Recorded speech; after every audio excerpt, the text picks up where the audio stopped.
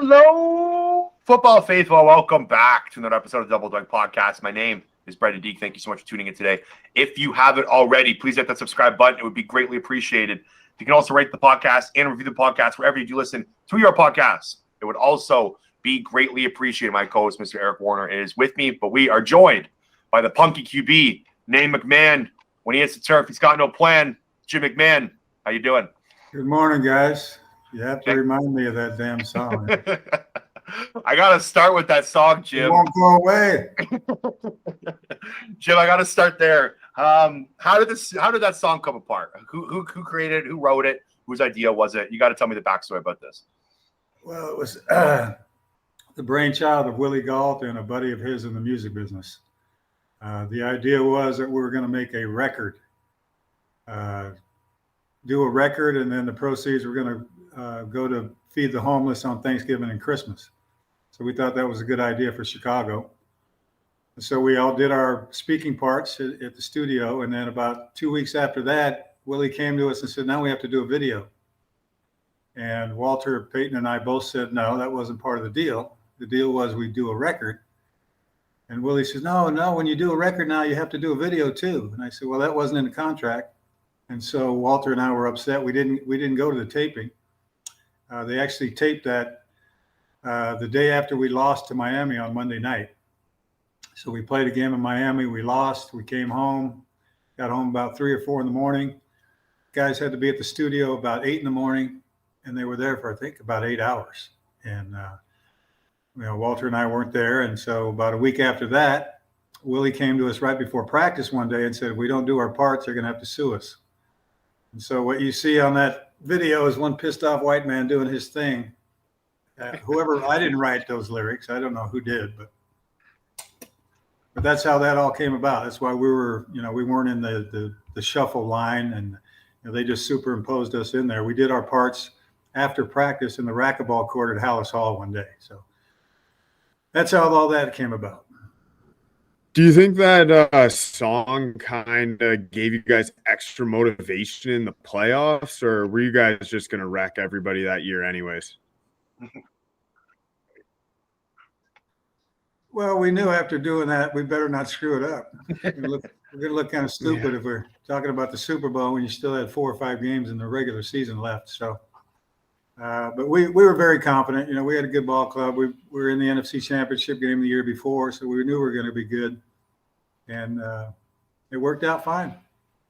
So Super Bowl 20, you were the first quarterback in NFL history to run for 2 touchdowns in the Super Bowl. You guys smoked the Patriots. Is that your favorite game you've ever played in? No, that wasn't really much of a game. The game was over in the first half. So very true. I would have rather thrown 2 or 3 touchdown passes and have to run it in. But as long as we got the win, I was happy. Just quickly, Eric, one more question about the Super Bowl 20 is, like, going into that game, did you know you were going to smoke them? Like, did you see it playing out like this? Like, what was kind of the vibe going into the game? Like, like you said, it wasn't even a competition. Well, we had played them earlier in the season. I think the second or third week of the season we played them in Chicago, and I think we beat them 20-0. So we were familiar with them. They did a hell of a job just to get to that. They had to win 3 road games to get to the Super Bowl. So they had a good team.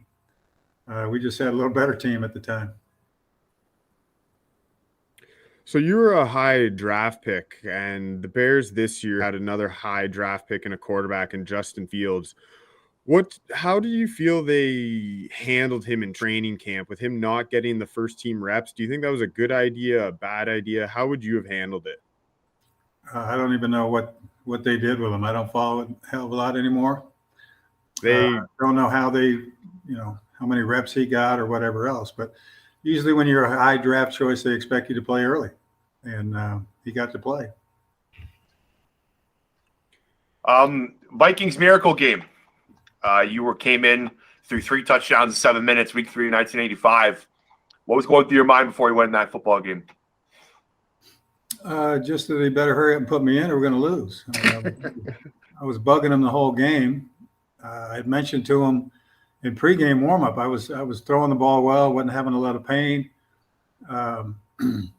It's amazing what the adrenaline will do for you on game day. A lot of the pain goes away, and I told him right then, I said, look, I can play. If you need me, I can play. And he's like, get out of here. You're not playing. He had a rule that really only applied to me that said, if you don't practice, you don't get to play. And I'm the only one that ever had to deal with that part of it. So we just witnessed on Sunday one of the craziest games I've ever seen in the Chiefs and Bills. Did you happen to catch it? And where would that rank for you in terms of craziest games you've ever seen? I did see that ball game. I think it was one of the best games I've ever seen. I mean, both teams played great. I mean, the ebb and flow of that game, especially the last 2 minutes, was unbelievable. The way they were able to perform. The kid Josh Allen, what else can you do? I mean, he did everything possible for that team to win, and then Mahomes comes back and does his thing. So it was a great football game. It's unfortunate somebody had to lose that, but I was kind of glad to see Andy Reid. He's an old offensive lineman of mine from BYU, so I'm happy to see him get a win. Unfortunately, my other teammate, Leslie Frazier, was the defensive coordinator for the Bills. Mm-hmm. And, I like to root for him too, but that was just one hell of a football game. It's too bad that wasn't the Super Bowl. That would have been really something. Do you think that the talent in the NFL, like the quarterback talent, is just different now than compared to back when you were playing? You actually kind of played a similar style to what Allen and Mahomes do, but do you think that just today's quarterbacks are just built different, I guess, than they were back in the day? Well, they seem to be a hell of a lot bigger than they were back in the day. I mean, Josh Allen looks like he's as big as all his linemen. Mahomes isn't all that big, but everybody seems like every position they're getting bigger and faster every year. So there's still a lot of great talent out there. Yeah, and I guess the hot topic this week has been the overtime rules. Do you think that they need a little adjustment, or are you okay with them? I think they're fair now. I mean, unless you score a touchdown, you're going to get the ball back. So. You don't think both quarterbacks should touch the ball? That's just the way it's supposed to. It's just the way it's going to be. Well, had the Chiefs kicked the field goal, they would have got the ball. But but do you think, like in general, like both quarterbacks should just touch the ball no matter what happens? Like even if you score a touchdown, like don't you think that, like you're a quarterback, right? Like don't you think both of them should touch the ball just to back up for your position? I would if I had my druthers. Yes, I'd give both teams a chance. But that's the way the rules are, and they understand that. It's better than the college where you get it on the 20 or whatever, and you get 6-7 overtimes. That's kind of ridiculous. But I think it'd be good to see both teams at least handle the ball once. Okay, I want to kind of go off topic here. I want to talk about your some stuff you're doing on the off field. We're from Canada. Eric and I are born and raised just outside of Toronto, Ontario. So marijuana and weed is legal here. So we are able to go purchase it wherever we want, whenever we want. I know you've been a big advocate for it since you left the league. Do you think that the NFL should be pushing more towards it and should be kind of taking over instead of the pharmaceuticals and the painkillers that are kind of so prevalent around the NFL? No doubt about it. I mean, this is a proven medication. It's an anti-inflammatory. It's a neuroprotectant. So if anybody should be using neuroprotectants, it's football guys. But Big Pharma seems to run the country, so and NFL's tied into Big Pharma, and they get all the free pills they want. So they're going to keep dishing those out as much as they can, I'm sure. But I think they're starting to change the. I don't know if they're testing for it anymore, or I heard the rules have changed some, but I think it's headed in the right direction. I don't even really understand what the NFL's issue with marijuana use is, to be honest, considering players, I guess, are okay. Like, do you understand the NFL's side of things as to why weed is such a big deal? Because they're so tied into Big Pharma. Like I said, they get all the free pills they want. And so they hand out those things like candy, or they used to. I don't know what they do now, but it's and those pills are addicting. They cause a hell of a lot of problems, internal problems with kidney and liver, and they mess up your head. And I ate them for 20 some years, and thank God I got off them in early 2000. And I haven't. I actually had to take a couple pain pills. I'm just getting over a surgery on my ankle.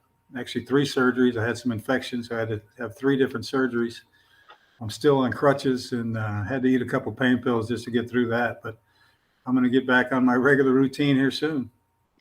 Yeah, I want to talk about how you're feeling now. You just said you've had some ankle surgeries. You've been pretty open and honest to the media about kind of your post-career, what you've been dealing with head trauma, forgetting things. I believe there was a quote you said when you walked into rooms, kind of forgot why the reason you walked into the rooms.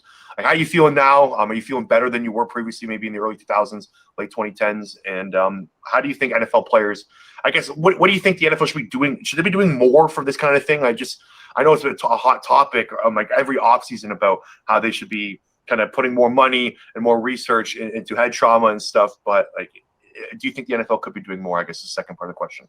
Well, they're doing as much as they could possibly do. I mean, you get dinged in a game, you go into that little tent. I don't know what they do in that tent, but there's going to be head trauma. This is a violent game. There's big, strong, fast people out there, and when you collide, your brain is not stuck to anything.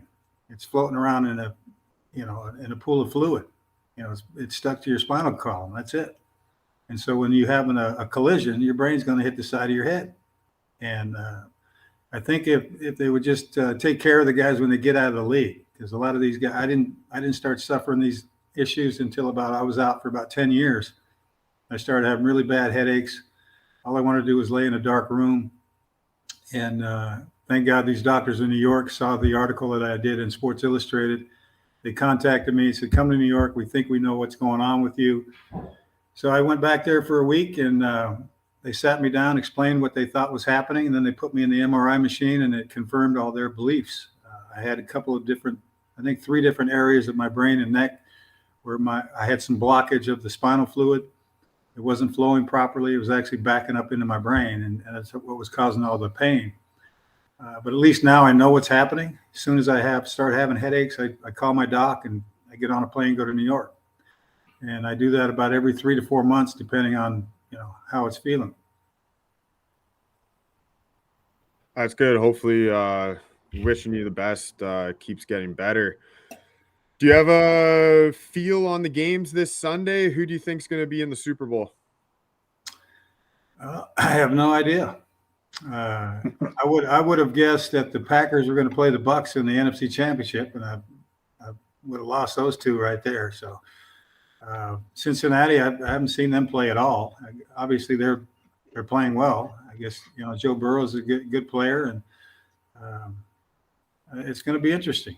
I think it's a toss-up who's going to be in the Super Bowl this year. I would, if I was betting, and I don't bet, I would say the Rams and the Chiefs. But okay, again, I have not seen Cincinnati play. I don't really know how good they are. Obviously, they're a good football team to beat Tennessee at home. So, yeah, whoever gets there, they're going to deserve it.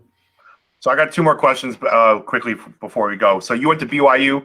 Zach Wilson went to BYU. Have you talked to him? Do you have a relationship with him at all? I met Zach this summer here in Arizona. He was at Steve Young's golf event, and talked to him just a little bit. Didn't really see him play a lot in college, but my old college teammate is now their athletic director of Brigham Young, Tom Homo, and Tom was telling me that this kid can play. So I respect his opinion. Last question before we get out of here. I got to talk to you about Philly. I'm a Philly guy, big Eagles fan. You were there for a couple of years. What'd you make of the city? And what was your favorite cheesesteak place? Did you like cheesesteaks when you were there? Oh, yeah. I had a cheesesteak before every game and then again at halftime. I miss those cheesesteaks. But Philly was interesting. It was those fans there are pretty crazy. I think it's still the only team and stadium that has a judge and a jail at the bottom of the stadium. And so I remember them hauling guys out of the 700 level every week and then seeing them down in the basement in the jail. So it was interesting. And, those fans sometimes they didn't even like the home team. I don't think they like the home. I think they like the home team less than they do the away team. Sometimes, that's for sure. At times I thought so too. We'd pull up. They always, they knew where the players parked for home games, and it'd be the same 10 people hanging over the rail telling us how bad we sucked. And I'd say, "Yeah, we're the home team." "Yeah, we know you still suck." I mean, that's just Philly. Jim McMahon, absolute legend. Jim, thank you so much for doing this. We greatly appreciate it. All right, guys, had a good time. Thanks. Yeah, thank you.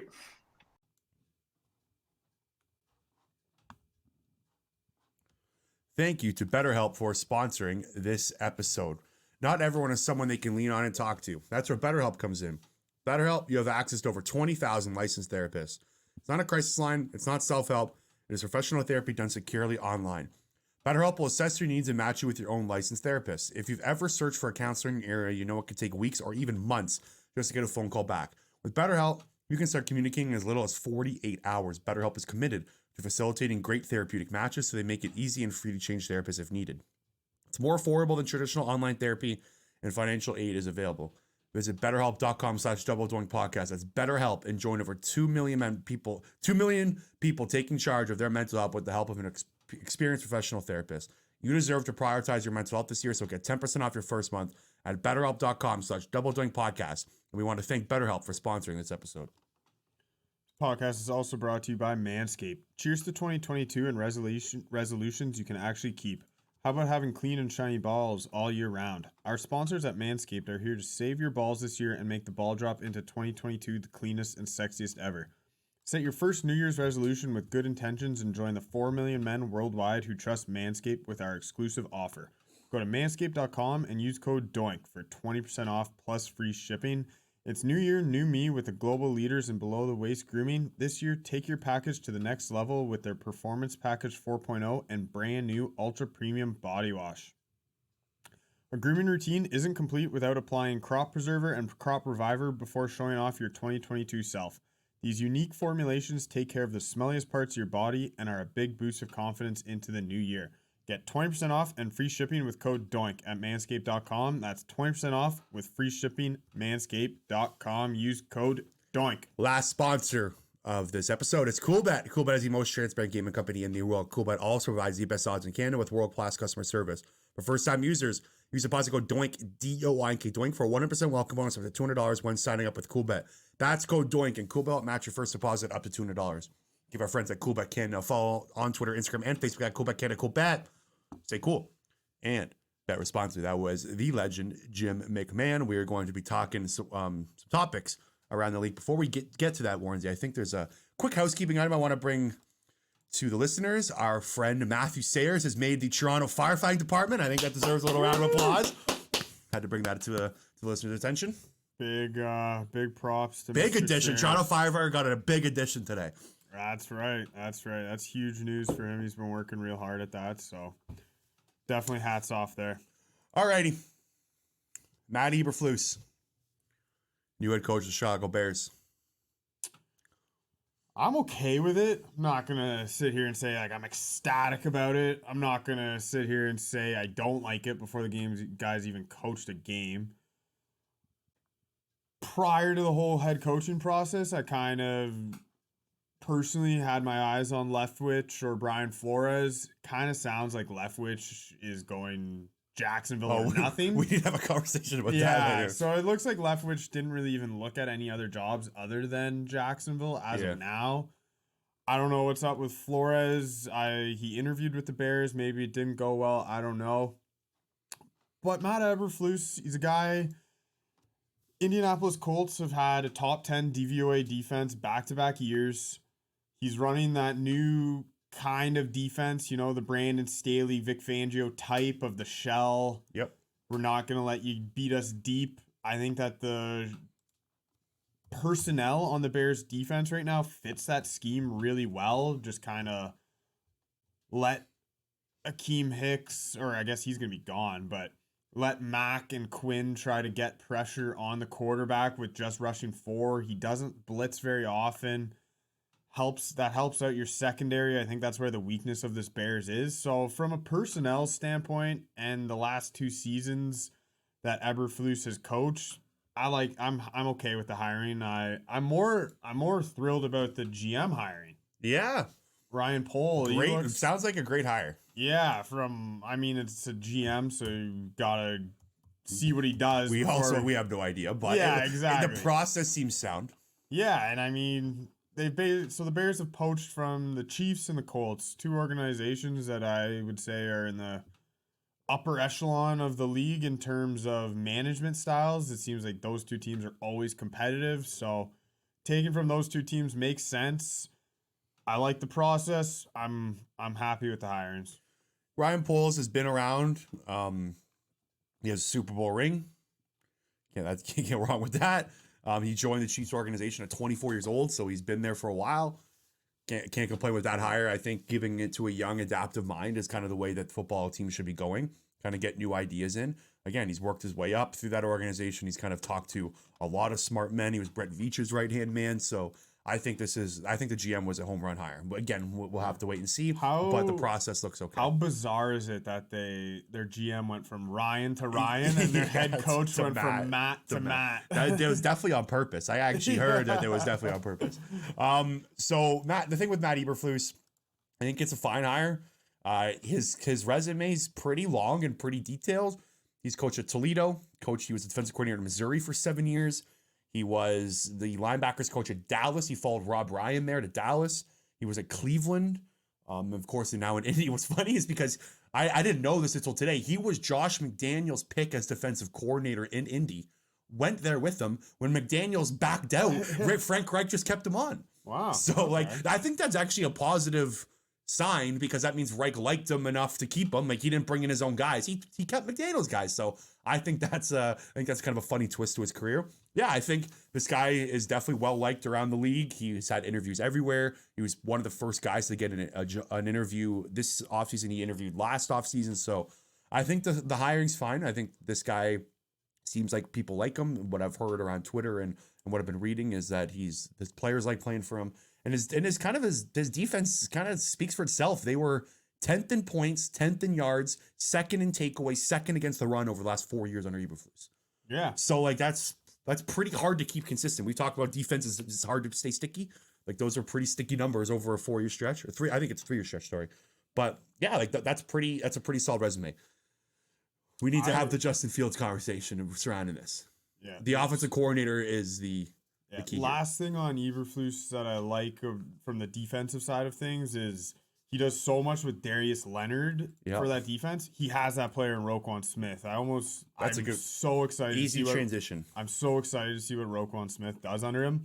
But yes, the spicy meatball. The big elephant in the room is, what the fuck do they do with the offense coordinator? Now, this is the reason why hiring a defensive guy is kind of a problem, is when you bring in a defensive-minded coach, you need to have a plan at offensive coordinator.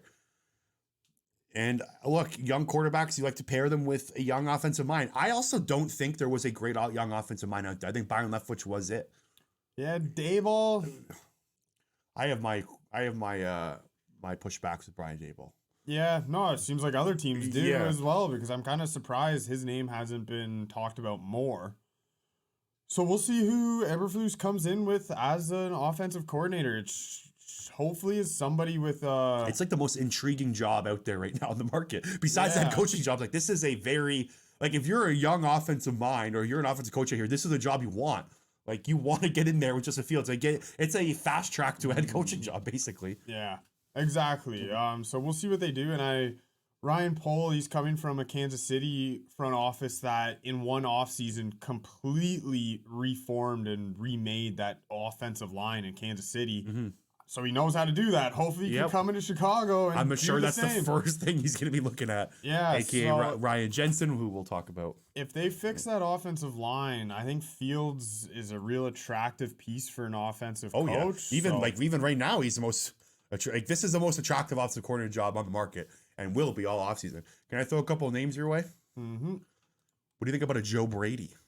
Ooh, I like that. They apparently him and Eberflus know each other. Okay, he's not going to get a bag thrown at him from a college? Well, it hasn't yet. Like, he's still on the market. College coaching is like the process. What happened there in Carolina, though? Know. Like, there's something a little stinky there. Like, yeah, that's true. How do you get fired mid-season? I don't know. There's two ways you can look at it. You could look at it like maybe it was Joe Brady's fault, but there's also the which I think is the more likely scenario and likely reason is that the Carolina Panthers are just a dump of an organization right now.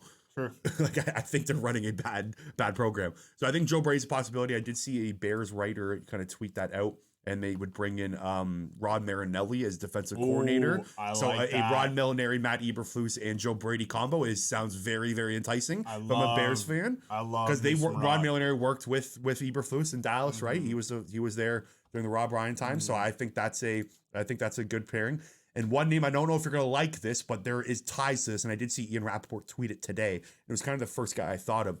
Kevin Patoulo, he is the Eagles passing game coordinator, and he is Nick Sirianni's right-hand man right now. They were together in Indy together. When Nick Sirianni went out with COVID, Patoulo was going to be the head coach of the Eagles if he wasn't able to go. So that's the name to watch out for as well. Eagles passing game had some cool routes. Like when I was watching, like their route formations were cool. It was Hurts. I think it was more of a Hurts problem, receiver problem than a scheme problem. Like Nick Sirianni's scheme, I thought was very good this year. So I think that's also a name to watch out for. And Ian Rappaport actually did tweet that out. That is a name to watch out for too. All right, we'll monitor it. Yeah. And so far, I'm liking the process. So hopefully they stay the course with this next hire. All right, so Nathaniel Hackett has been hired as a Denver Broncos head coach. That came this morning. Have you heard Nathaniel Hackett speak before? No. Oh boy. He would give Dan Campbell a run for his money with energy. Like man, they must share the same coffee order. This guy is the most energetic, one of the more energetic, crazy coaches I've seen. I can't wait for his opening press conference. He's probably going to be going a mile a minute. So, is this a swing for Aaron Rodgers? Yes. That's what everybody's kind of connecting the dots. So here, right? I think that they liked Hackett because they liked his. Every coach that walked into that Denver Broncos interview process, the first thing or one of the first things they probably asked is, "What the hell is your plan at quarterback? What do you think? What are you going to do for us?" Because if you looked around the Denver room, there's not a lot of good quarterbacks that have been in this building over the last few years. So probably, I guess, one of the first questions is, "What are you going to do to help us at quarterback?" Nathaniel Hackett probably had the best answer for that question out of any of them. That is just a guess, and I'm pretty positive that is one of the reasons why he was brought on board. I think I'm not saying a likely scenario, but it's definitely in the cards. Yeah, I mean, they were kind of sitting on the clock at pick 9 last year, and I think that they were about to take a quarterback until all that drama at the draft happened with Aaron Rodgers. True. I think there's something in John Elway's head that even if there was a 1% chance of Aaron Rodgers being available, he wasn't going to draft a young quarterback. Fast forward about 10 months later, there's a larger than 1% chance that Aaron Rodgers is available. I would honestly say it's about a 50% chance right now. We'll dive into that conversation with the Packers with a couple more things on the Hackett front. If it's not Rodgers, this team's ready for a quarterback of some sort. Like, I think he's, like, again, they're ready to get a quarterback. Like, it kind of reminds me of when they brought in Peyton Manning in 2013. Yeah. 2012, right? Like, they have all the pieces around. Remember, they had Julius Thomas, they had Demarius Thomas, they had Eric Decker. Like, you can kind of pick the pieces right now. You got Jerry Jeudy, you got Tim Patrick, you got Cortland Sutton, you got the young tight end Noah Fant. Kind of very similar in a guy like Rodgers coming. Okay, anything on Hackett? Let's tie it into the Packers. Got anything else on? No, I'm happy with the. I'm just happy to see new guys get new chances. You know, I didn't want to see the old retreads, the old like Dan Quinn. I guess he might have deserved a chance, but we've seen Dan Quinn as a head coach before. Yeah. I'd rather fresh blood. And Hackett's an interesting guy. Like, he's been around coordinating places. He called plays in Buffalo in 2014, I think. He was the offensive coordinator of the Jags team in 2017 that went to the conference championship. So he's had with Blake Bortles. He took Bortles to the conference championship. So that offense was actually okay under Bortles. And he didn't call plays in Green Bay, but I do think that this guy's like, I love seeing guys in different offenses and kind of put into their own. So I'm really curious to see the offense that he runs. Okay, let's talk Green Bay Packers now. Let's talk Aaron Rodgers first. Let's just have the Aaron Rodgers conversation. I am so disappointed in this man. Like, my disappointment level is at an all-time high with Aaron Rodgers. What he said on the Pat McAfee show on Tuesday pissed me off. Oh, it pissed me the fuck off. Much. How dare you go on a national show and say that the entire world was rooting for you to lose, and that was I'm not saying he was saying that was a reason why they lost, but you damn right know he was trying to make excuses with that comment. You know what, Rodgers? No one gives a shit about your vaccination status. Majority of people don't. Green Bay just wants to see you win football games. And you were a massive reason why you lost that football game. If not the biggest reason.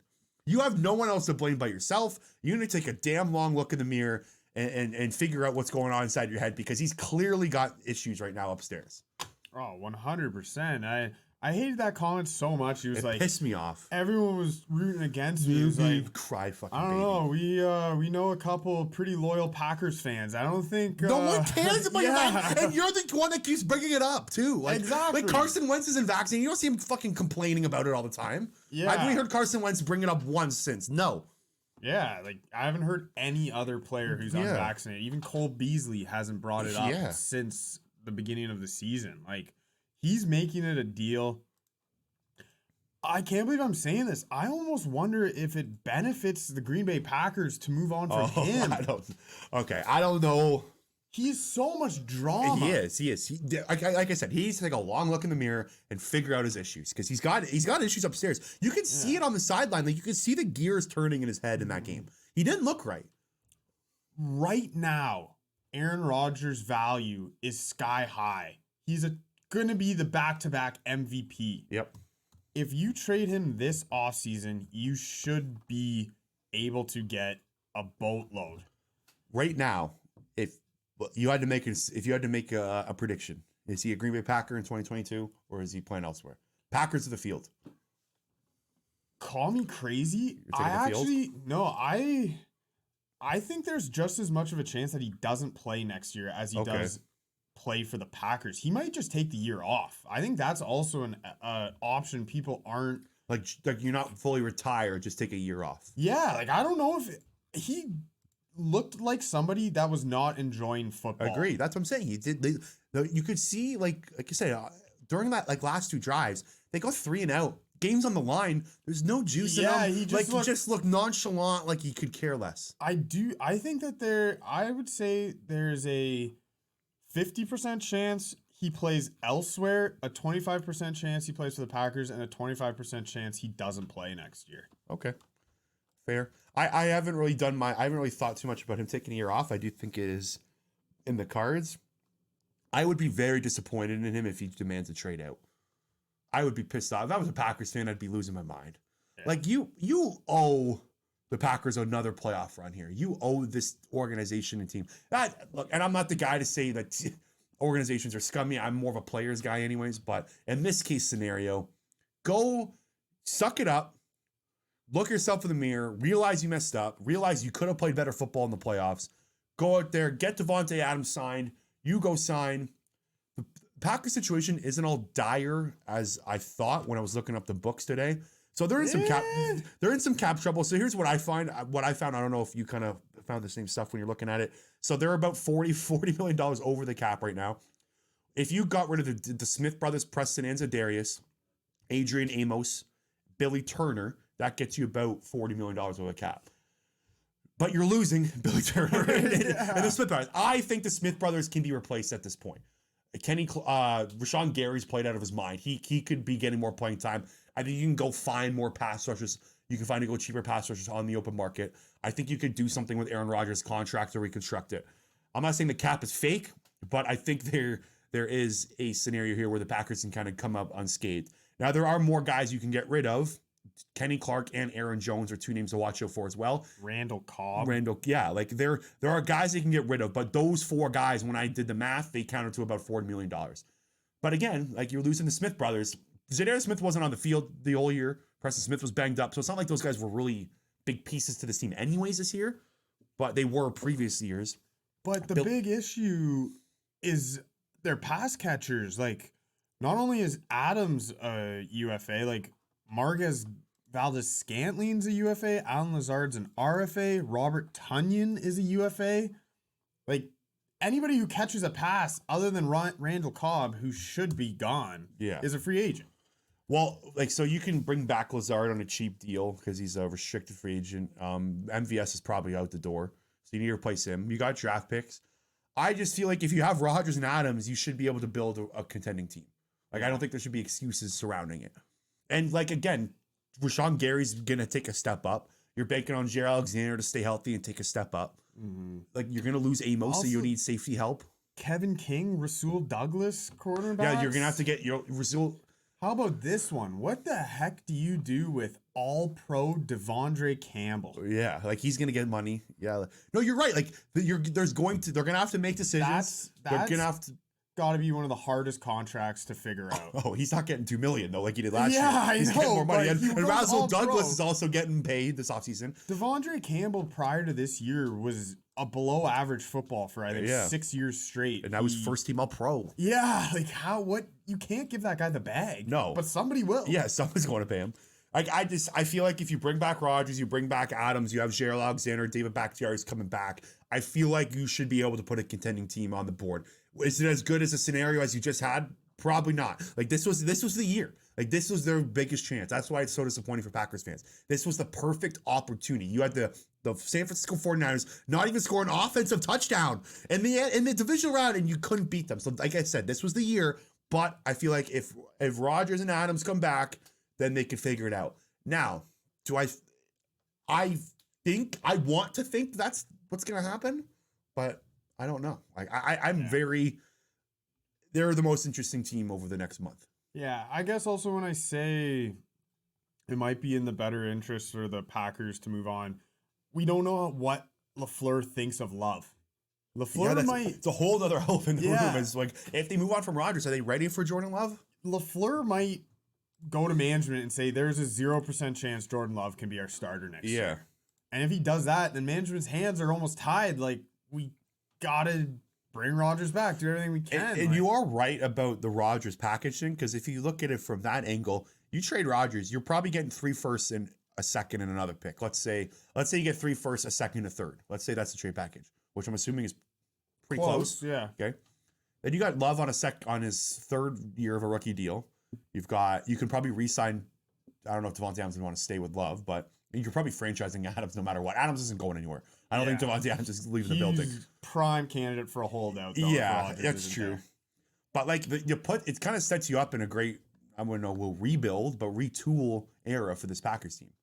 Yeah, that's what I'm saying. The price tag on Rodgers right now is astronomical, and it should be.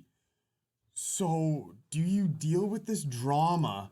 And what's the definition of insanity? Doing the same thing over and over again. This team's won 13 games 3 years in a row. Yeah, I know that, but that's my point. Something's got to give here, right? Like, don't they got to break through? Like, I don't know. Like, I feel like it's so disappointing if they walk away from this. I mean, Aaron Rodgers in his career is 10-9 in the playoffs. I know his playoff career. Tom Brady has more wins against NFC playoff teams than Aaron Rodgers. I know. No, I agree. Like.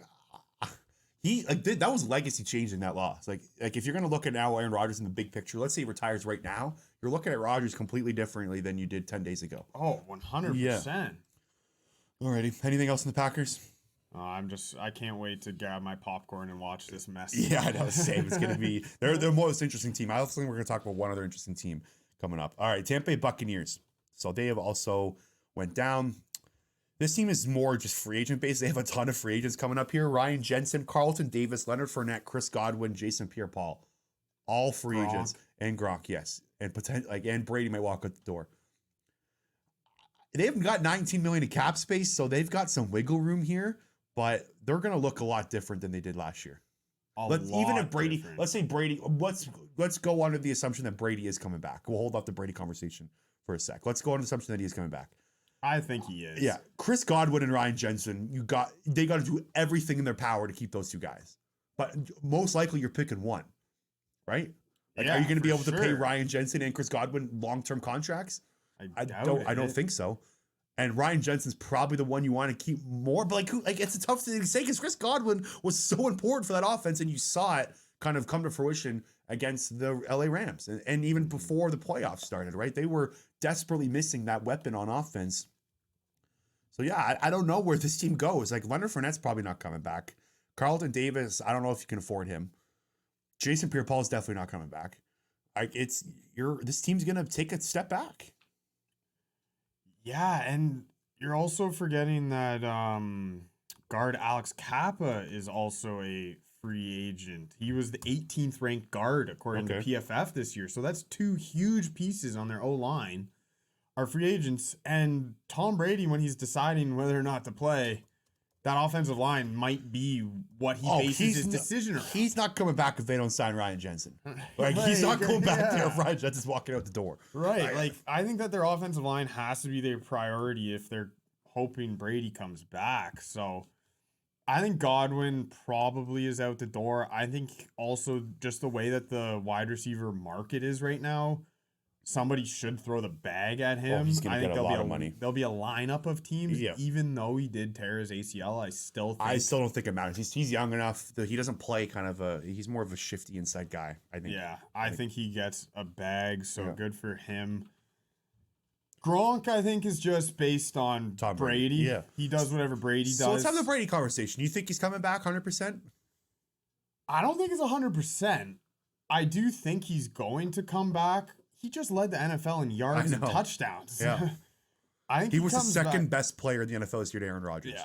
I also, I don't like how people, we can't expect him to make this decision right now, right? Obviously right now he's not going to be thinking about next year. Like, the grind that it takes to get to where they got to. Football's the last thing on his mind, but 2 months he's probably going to miss it. So I'm probably 80% sure he's coming back. Like, that's what I would bet on. Mm-hmm. And as long as you have Tom Brady, you're going to have a fighting chance. The NFC South in general, I think, is on the downward trend. I think that they have a pretty... I didn't really think about it from that. Saints, Panthers, and Falcons. I don't see any of those teams taking a step. If Brady comes back, you're pretty much walking to another division title. That's what I mean. Yeah. I think that will kind of creep in his head. And I think that they'll be all right. So I think that they're going to be exactly in the same situation they are next year. Hopefully they just don't spot a 24-point lead to whoever they play. So I think Brady's coming back. I do. I think he's thinking hard though right now. I do think he's having a serious conversation with his wife about this. I think if he comes back, he's going to put the 1-year stamp on it too. I don't think he's going to come back with. I feel like Brady wants a hoorah tour, like every stadium, stand up, fans clap, kind of the anti Tim Duncan go out. Yeah. I don't think he wants to go out like Tim Duncan does, where he quietly retires, no one talks about it. Yeah, more than Derek Jeter. Yeah, exactly. I think that's how he wants to go out. I do think this hit him. I don't think he expected to be out this early as well. I think the season kind of just fell apart towards the end. Again, Chris Godwin tore his ACL. Antonio Brown fiasco. The offensive line got banged up. I just don't think he expected it to kind of hit him this fast in the mouth. I think he thought he had at least another week to think about this. So I also think that's in factor right now. That's why it's been kind of quiet on his end. So I do think he comes back. I think it's bad news for you if he does come back, because I think Ryan Jensen goes back to the Bucs. And I think eventually. Yeah. There's another player that is a free agent on a team that we'll be talking about that I also have my eyes on, who plays center. Who's this? The Titans? Yeah, Ben Jones. Oh, okay. I did not know he was a free agent. Let's talk about the Titans. This is my second most interesting team, I think, this offseason. This team's weird, really weird going into this offseason. Before we get to the offseason for them, I just want to emphasize how much of a disappointing loss this was for this Titans team. It was kind of similar to Packers. This was their year. This was it. You had a golden opportunity here. You had the number 1 seed. You had a bye. At home to a Bengals team that really didn't do much against you. Nothing. They didn't play very well. They kicked field goals. Yes. You needed to win that football game, Tennessee. You were built to win now. And it's so disappointing. If I was a Titans fan, I'd be so mad.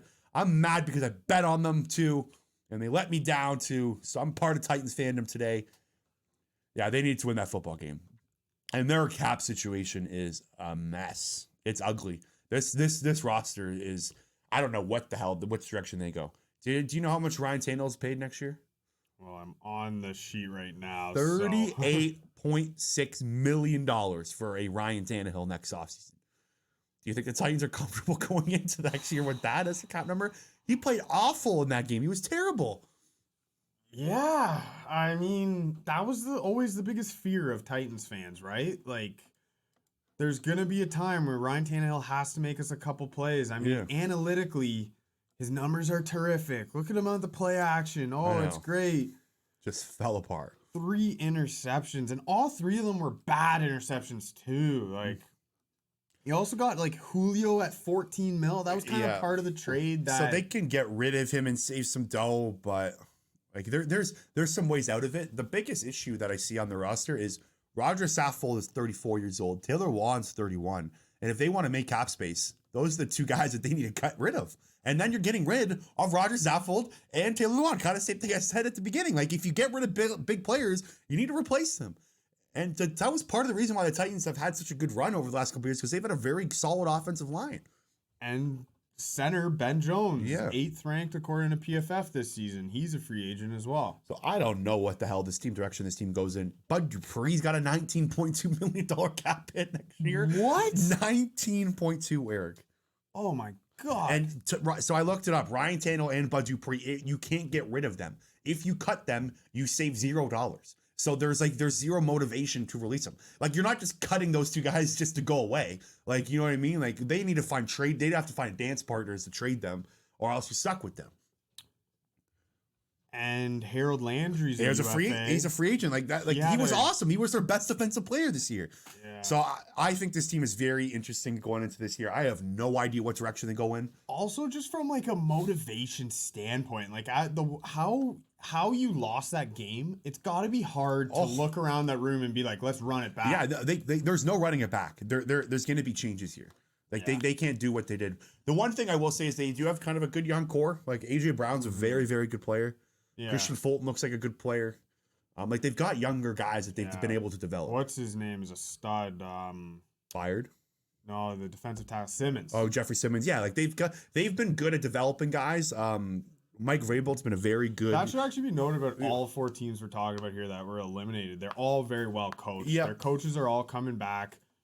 That's true. Might have to replace some offensive or defensive coordinators here and there, but all 4 of these teams that got eliminated last week are extremely well coached. Yeah, like all the defensive guys that have kind of came to Mike Vrabel, he's done a very good job of developing. So, I don't know. They're murky. This is a murky situation for Tennessee. I don't know which direction they go. They could go in a bunch of different directions. They could just say, let's run it back here. But like you just saw what happened. Like you couldn't beat the Bengals. You think you're going to go through the Chiefs and Bills if you're the Titans? No. Straight up. Like you need to make changes here. So I think they're a very interesting team heading into this offseason. All right, we're just going to finish off on a depressing note, I guess. Buffalo Bills. Well, depressing that they're out, but this was their shot, Warrensy. I'm optimistic about this team. This was their shot. Looking at their cap situation, I mean, they're probably going to lose Levi Wallace. Oh, their cap situation's fine. Yeah, like they're not losing a lot. I'm saying this is their shot because like this is now you got Allen one more year on a cheap deal. So next year will be his last year before his cap number goes flying up. You had the Chiefs right where you wanted them. Like you were up by 13 seconds left. You know what I mean? Like and then you go into then you play the Cincinnati Bengals. Yeah. Like they have a huge hole at backup quarterback. Mitchell Trubisky will probably he's going to get some money next offseason. So. I think so too. So that's a huge hole. Yeah. But so like I just think like if you couldn't do it this year, when can you do it? I think differently because we just saw what Josh Allen did. As long as you have that guy, yeah, but he was playing the best football of his life. He was a superhero. I think he was fucking year. Superman in the flesh, and he couldn't win. I think he can do it again. I know he probably can. It's just like it's not very like you said. The motivational factor is like huge here. Like no, I think that the motivation should be optimistic. If you're going to that Buffalo Bills locker room next year and you look and see Josh Allen in the room, you're like, hey, we have just as good of a chance as anyone. We have Josh Allen. In Tennessee, you're looking at Ryan Tannehill. You don't think that way. Mm-hmm. When you look at Josh Allen, you're like, holy shit, we got one of the 3 best quarterbacks in the league right now. As long as we have him, we have a chance. Yep, and it looks like I took some notes here. There's a couple guys they could kind of get rid of. Darrell Williams, Star Lutulelli, and Cole Beasley. You can cut those guys and open up a lot more cap space if you want. One thing they need, and not one thing they need, but there is a massive hole in this roster that we haven't really talked, that no one's really brought up. They need a pass rusher. Yeah, they need pass rush help so badly. They kind of did it by committee. Yeah. They did like a rotation kind of thing. They are missing that one, like pin your ears back, go get the quarterback. Go do it this year. Go pay one, go trade for one, go find one, figure out any possible way. Like Greg Rousseau and Carlos Basham didn't really bring them much. No, you spent their high. Well, this year they didn't bring them much. Could they be good players next year? They're probably banking on that. Like you're probably banking on development from those two guys, but this year they just weren't really in the cards. Yeah, one of like Epineza, Rousseau, or Ed Oliver, one of those guys needs to take that step. They're probably like Carlos Basham and Greg Rousseau were 2 top 60 picks. Like you spent 2 high draft picks on defensive ends. And like the year before, Epinesa. Yeah, exactly. Yeah. And like it's just the development hasn't really been there. So they need one of them to kind of take that developmental role, play better, and then I think they just gotta go pay one. Like go find a pass rusher. Like it was so prominent in that Chiefs game. Like they just needed somebody on defense to make a play. And that's the other thing too, is like they were first in defensive DVOA this year. They like faced the easiest schedule of quarterbacks. Yeah, I know. Since So 2006. I know that's what is that actually is okay. They But faced 6 backup quarterbacks this year. So that's not going to stick to next year. Yeah, You know what I mean? Like, exactly. so that's an issue. Like, you got to be better on Yeah. defense next year. I hate saying it, but their defense was one of the more overrated units of the season. Yeah, you're probably right. Alrighty. Anything else before we get out of here? Oh, can't wait for Sunday. Weekend wagers coming at you tomorrow. I'm on the Bengals +7. I'm assuming you're going to take the Chiefs. Yeah. You just stared at me like I was an idiot. I think they keep it close. Like, I think The spread's a different story. the Chiefs are going to win the football mind yet. The Chiefs are going to win the football game. I think the Bengals keep it close. The Bengals played very well against the Chiefs 4 weeks ago. The refs played it well.